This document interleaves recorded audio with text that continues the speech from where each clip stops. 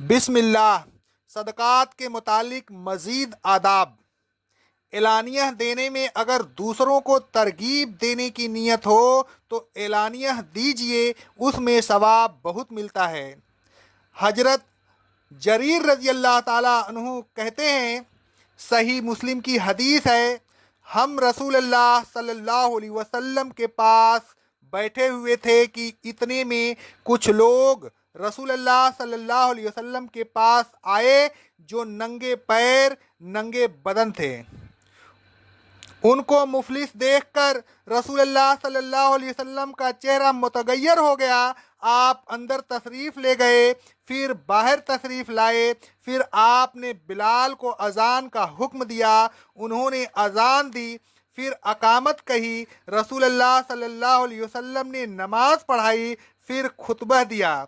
آپ صلی اللہ علیہ وسلم نے فرمایا، اے لوگوں، اپنے رب سے ڈرو جس نے تمہیں ایک جان سے پیدا کیا، پھر اس سے اس کا جوڑا پیدا کیا، پھر ان دونوں سے بہت سے مرد عورت پیدا کر کے ان کو زمین میں پھیلا دیا۔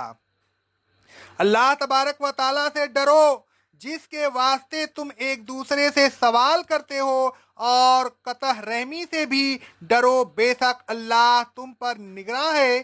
پھر آپ نے سورہ حشر کی یہ آیت پڑھی، اے لوگوں، اللہ سے ڈرو، اور ہر شخص کو اس بات پر غور کرنا چاہیے کہ اس نے کل کے لیے کیا عمل کیا ہے۔ اللہ تبارک و تعالیٰ سے ڈر جاؤ۔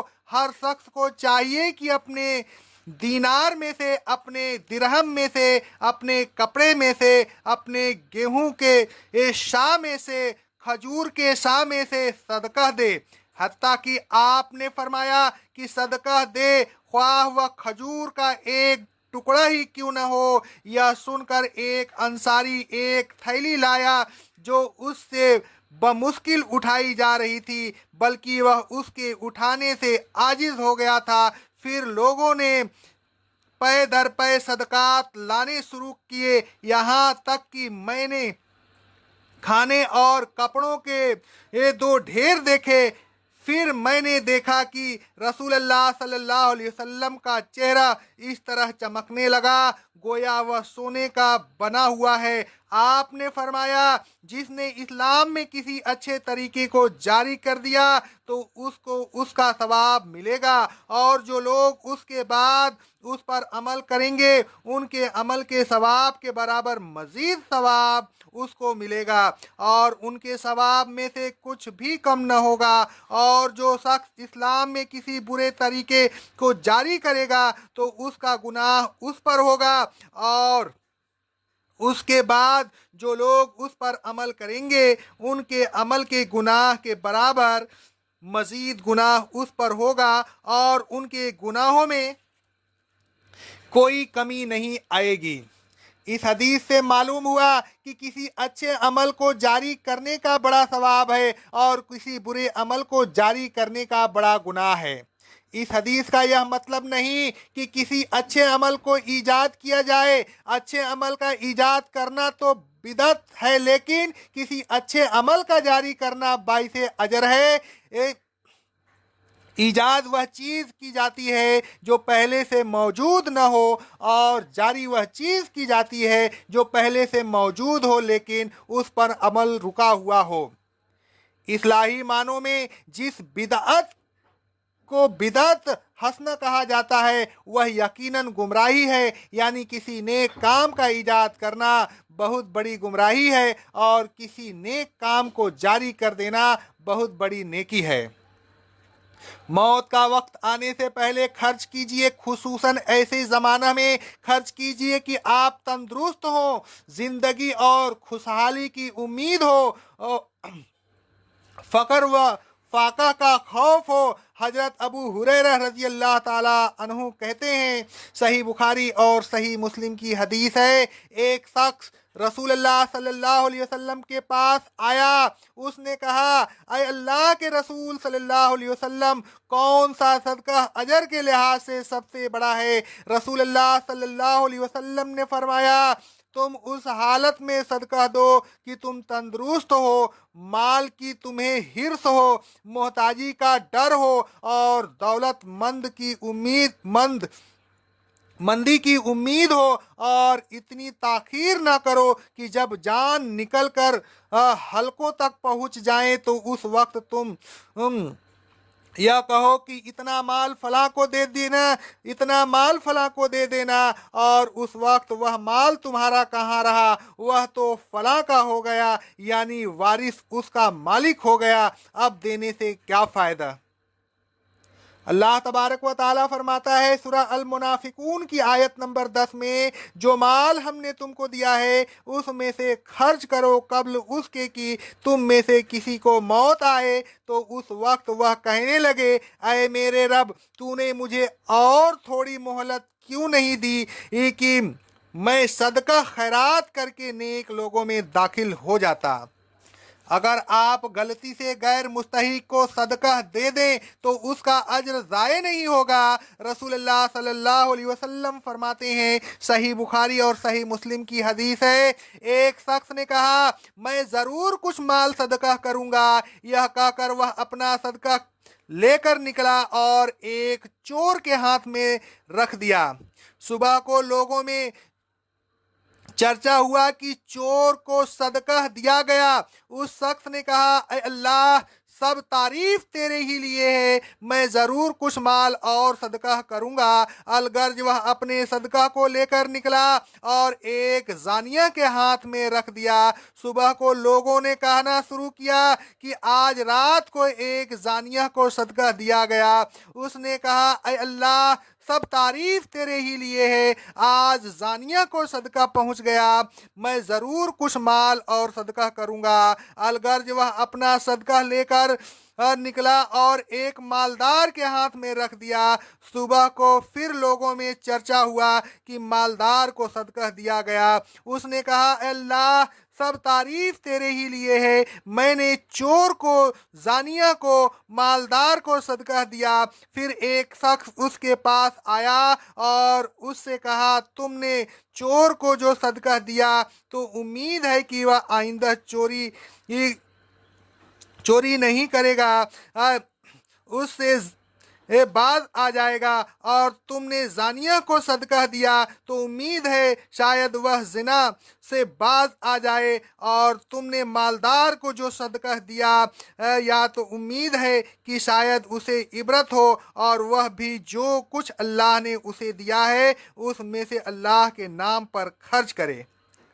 इस हदीस से मालूम हुआ कि नेक नियति के साथ अगर किसी गैर मुस्तहिक को सदका दे दिया जाए तो सदका अगर बेवह शौहर के माल में से सदका दे और उसकी नीयत नुकसान पहुंचाने की न हो तो उसे भी सवाब मिलेगा, और शौहर को भी उसी तरह खजांची को भी सवाब मिलेगा, और मालिक को भी किसी के अज्र में कोई कमी नहीं आएगी। रसूलुल्लाह सल्लल्लाहु अलैहि वसल्लम फरमाते हैं, सही बुखारी और सही मुस्लिम की हदीस है, जब औरत अपने घर के खाने में से कोई चीज़ अल्लाह के नाम पर दे और उसकी नीयत नुकसान पहुंचाने की न हो तो उसको देने का अज्र मिलेगा और शौहर को कमाने का। इसी तरह खजांची को भी अज्र मिलता है और वह एक दूसरे के अज्र को कम नहीं करते। सारा माल देकर न बैठ जाइए। अल्लाह तबारक व ताला फरमाता है सूरह बनी इसराइल की आयत नंबर 29 में, ऐ रसूल सल्लल्लाहु अलैहि वसल्लम, न अपने हाथ को गर्दन से बांध कर तंग कर लो और न बिल्कुल खोल ही दो कि फिर मलामत ज़दा और दरमांदा होकर बैठ जाओ।